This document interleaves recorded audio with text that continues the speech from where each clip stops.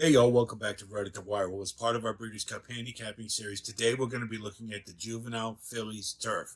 So let's get into it. So this is the Breeders' Cup Juvenile Fillies turf, and it's run at a mile on the grass, of course, for fillies 2 year olds. And we look at the configuration in Santa Anita, and this is important to note for this one that it is a smaller track, so the turns are going to be awful tight on this turf course. So something to keep in mind when you're evaluating the horses. Number one, we're going to look at Buttercream Babe.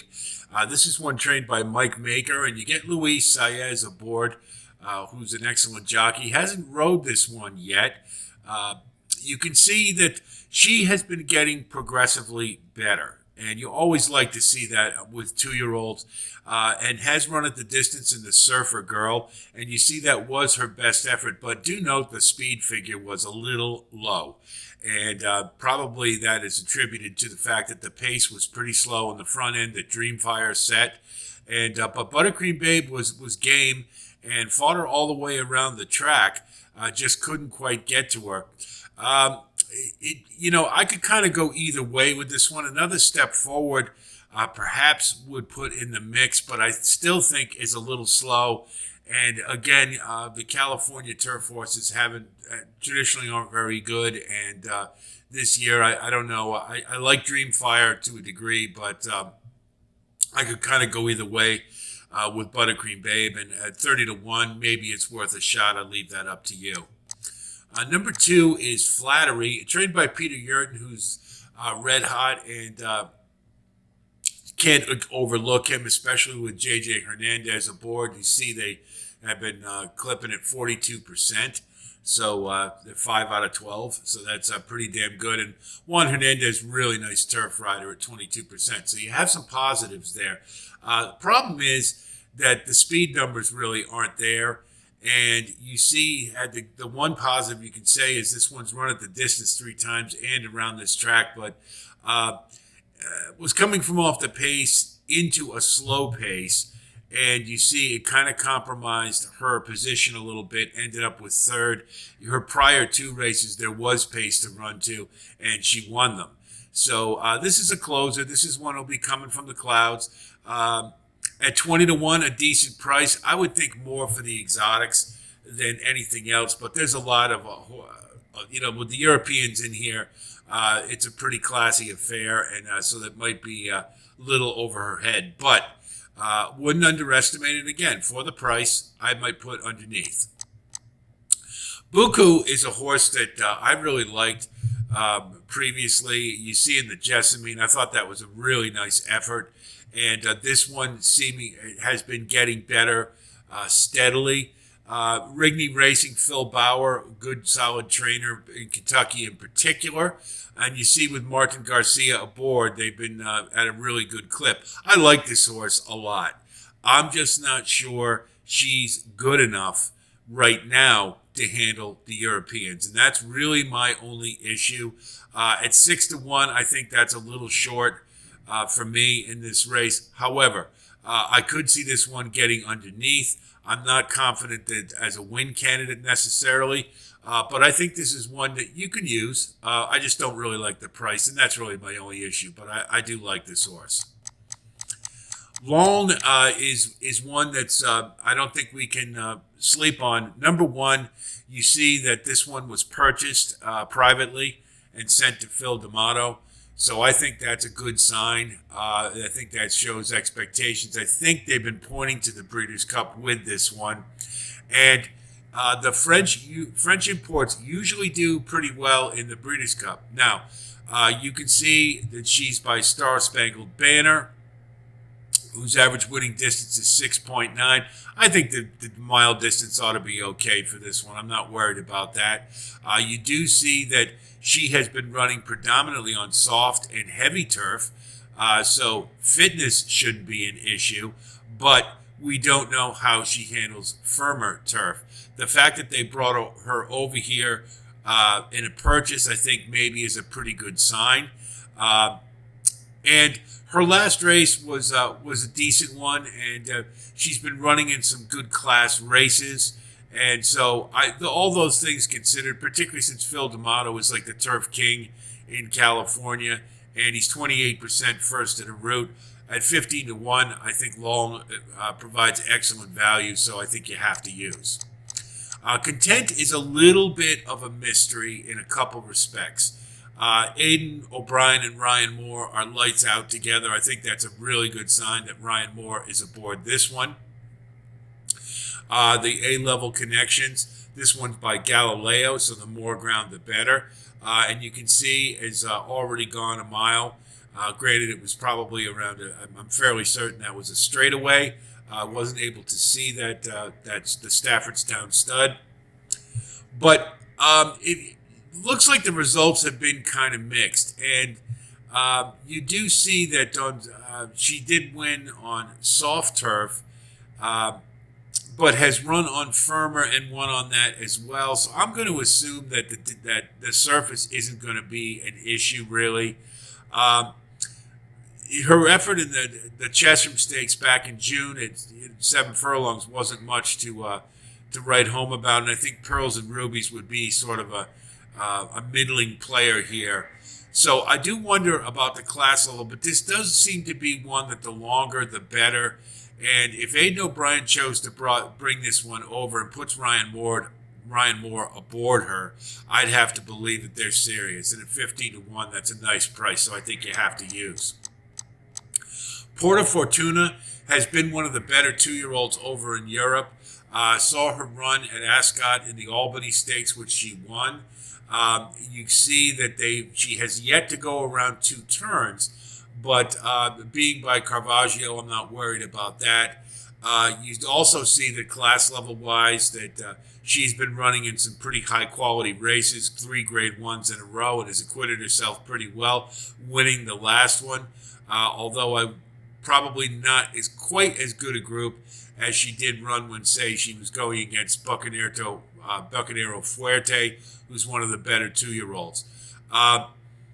When I watched her run, she has the kind of stride to me that looks like she wants more ground. And so the fact that she's still winning in sprints, or has been, and is now moving to 2 turns, I would consider that to be a good sign. Ocean Murphy aboard is an excellent jockey. He's already been over here earlier in the year and won a stakes race. It escapes me now, but I think it was Aspen Grove earlier in the year at Keeneland. So he's familiar with how to ride over here, and I think this is one that you have to use. Gala Brand is a really nice filly. I like her as a horse. Bill Mott, Breeders' Cup, like peas and carrots, as Forrest Gump would say. The big issue is if you look at the race ratings and the class ratings for Gala Brand, while she did beat the boys in the With Anticipation, really didn't build on that in her next race in the Miss Grillo. You can see if you watch that race, she was a little too far back and had too much to do late. You see the pace was pretty slow. So for a deep closer, obviously those were issues. I'm just not sure that she's fast enough. Really, that's the issue more than anything else. But I think this one has some potential. The other thing you do note, she was sold at the Keeneland September sale for $30,000, and yet the stud fee was $50,000. So usually those are indications that there's some things lacking. I'm not willing to throw out Bill Mott on her Breeders' Cup Day readily, but this one really doesn't look fast enough, and I need better than 12 to 1 to use for that reason. Life's an Audible. You got Rapoli Stables, Todd Pletcher, Rod Ortiz, great connections. And Audibles, in particular, in their second start on turf, have really been pretty good. His get seems to be more attuned to turf than dirt, which is kind of interesting anyway so far.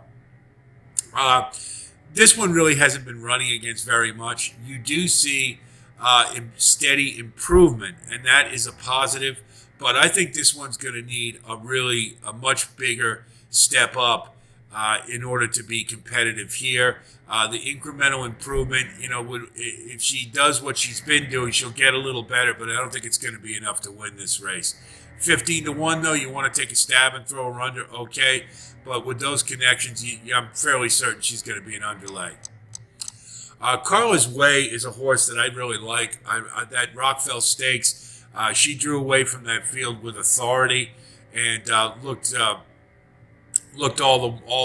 like a potential superstar in the making. You see, has been getting better class-wise the last 3 races.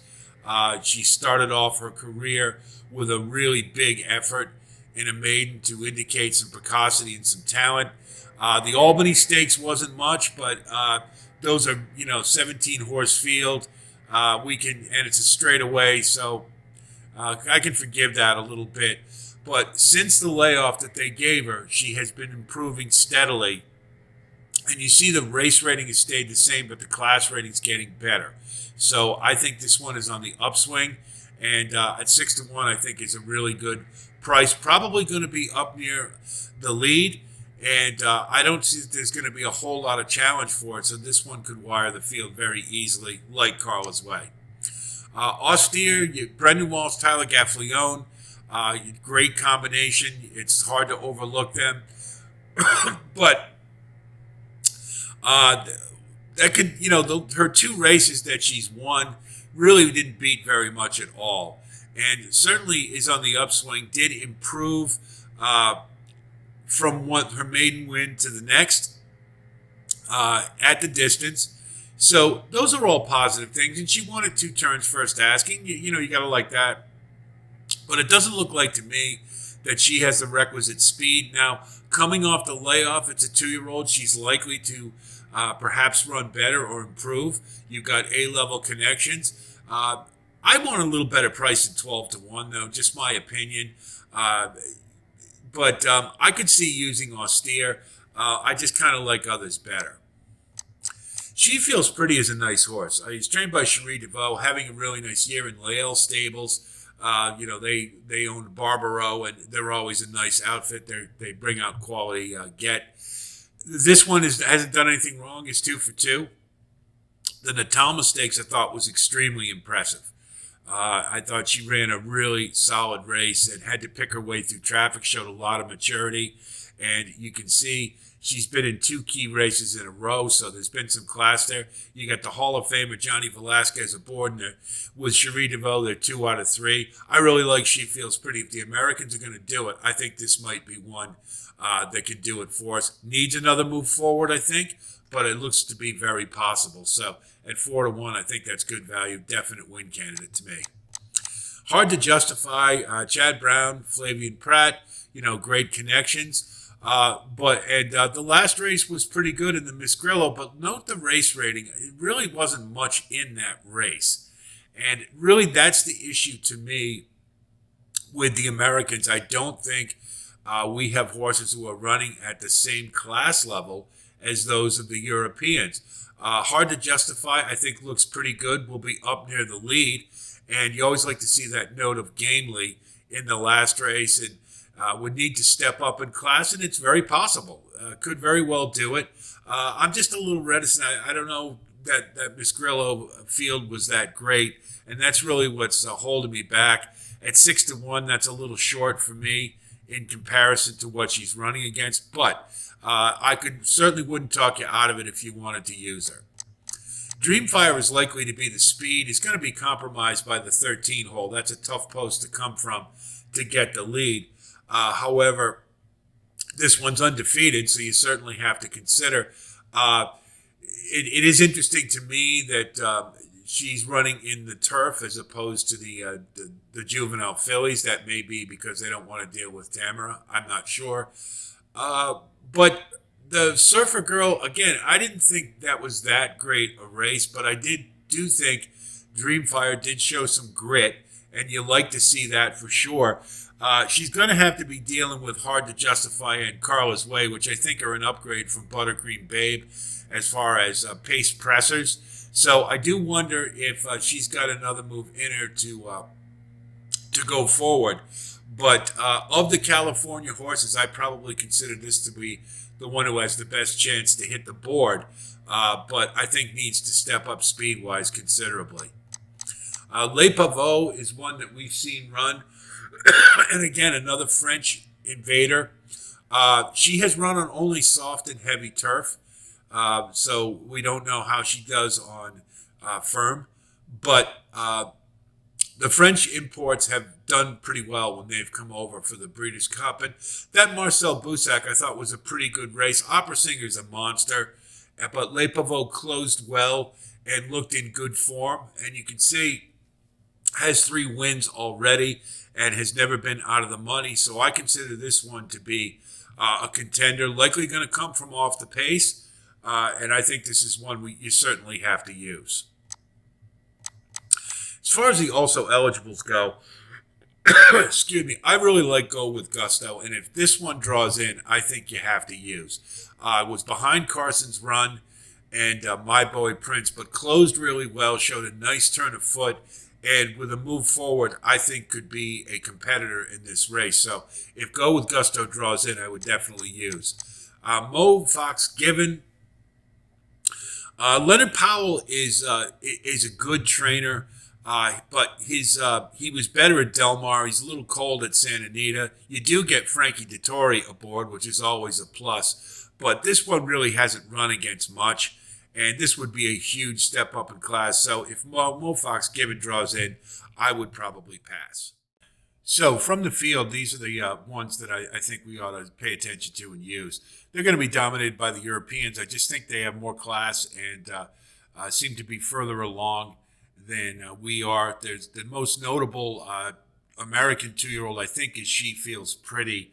And I think that's one that looks awful good and could upset the apple cart. It'd be nice to see, but I think the Europeans are stacking the deck pretty heavy as always. Carla's Way from the Ease, I think she's going to be out on the lead. And while Dreamfire and Hard to Justify will probably give her a bit of a scare, as well as Buttercream Babe, they'll put the pressure on. But this one looks to have an awful lot of talent, and I think can overcome that. Probably can rate. The Europeans are usually pretty malleable, and they can adjust according to what the conditions are. So if Carla's Way doesn't get the lead, I think it'll probably be all right. But I really like Carla's Way. I think she's the one to beat here. Porta Fortuna's got a lot of class. A-list connections, Aidan O'Brien. I think this one is certainly one to use. Carlos Way I like a little bit better. Content is a bit of a wild card, but the fact you got Ryan Moore aboard for Aidan O'Brien is enough for me. This one certainly looks like one that more ground will be better, and you are getting 15-1, so you got a nice price. Same can be said for Lawn and Le Pavot. Both look like they want more ground, and 15-1 and 8-1 respectively, I think are outstanding values. Le Pavot in particular, I think, is one that could be a sleeper to win this. And then, as we mentioned, She Feels Pretty. The price is a little short with those Europeans in the mix, but I think that horse looks awful good. And I'd love to see an American win this race, and she may be the one who can do it. So that's the Juvenile Fillies turf. It looks like it's going to be dominated by the Europeans, in my opinion, and that shouldn't come as too much of a shock to us. But hopefully we can get an American up there at least and not give us shame ourselves completely. We'll root for that. We're going to continue with our postings of all the Breeders' Cup races from a handicapping perspective, so stay tuned for that. And, of course, if you do like content like this, please like and subscribe. And thanks to all of you who've recently joined in, of course. I'll be talking to you soon, and until then, be well.